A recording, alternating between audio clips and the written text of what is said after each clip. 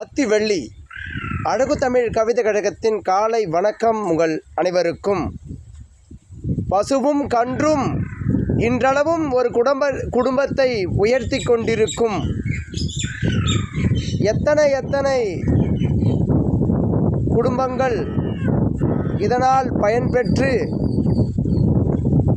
வாழ்வில் ஏற்றங்களை கண்டுள்ளார்களோ, நிச்சயம் பசுவும் கன்றின் பங்குகள்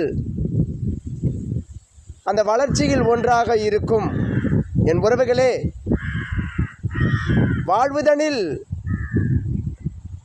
எல்லாம் நிறைந்ததும் யாதும் குறைந்ததும் இல்லை. மேடொன்று இருந்தால் சற்று பள்ளத்தாக்கொன்று இருக்கும்.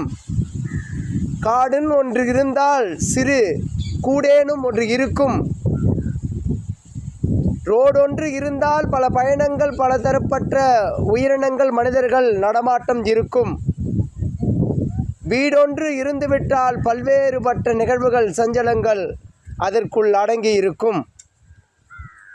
அந்த வாழ்வியலை அழகாக பிரித்தாலும் மனப்பக்குவத்திற்காக தான் மனிதர்களிடையே ஆறாம் அறிவும் அழகூற சரிந்திருக்கும்.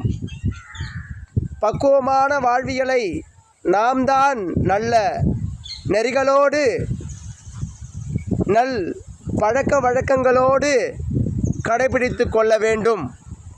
எந்த ஒரு எதிர்பார்ப்பும் இல்லாமல் இயற்கைதன் பசுமைகளை காட்டிக் கொண்டிருப்பதை போல், எந்த ஒரு சூழ்நிலைகளிலும் திசை மாறாமல் நம் வாழ்க்கையை மெல்ல நமக்கான வாழ்க்கையாக மாற்றிக்கொண்டு இருப்பதை போல் நாம் மாற்றிக்கொள்ள வேண்டும்.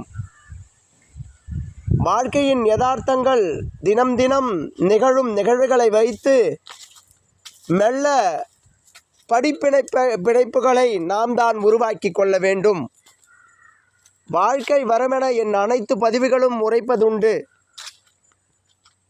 இந்த மண்தட மீது வந்த எல்லா உயிர்களுக்கும் இயற்கை பொதுவென்று நான் உரைப்பதுண்டு. எப்பொழுதும் நமக்கான வாழ்க்கையை நாம் தான் கொண்டாட வேண்டும். அந்த வாழ்க்கையை நாம் கொண்டாட ஆரம்பித்து விட்டோம். அந்த நொடியிலிருந்து நம் வாழ்க்கையில் மாற்றங்கள் நிச்சயமாக தொடங்கும். என் உறவுகளே,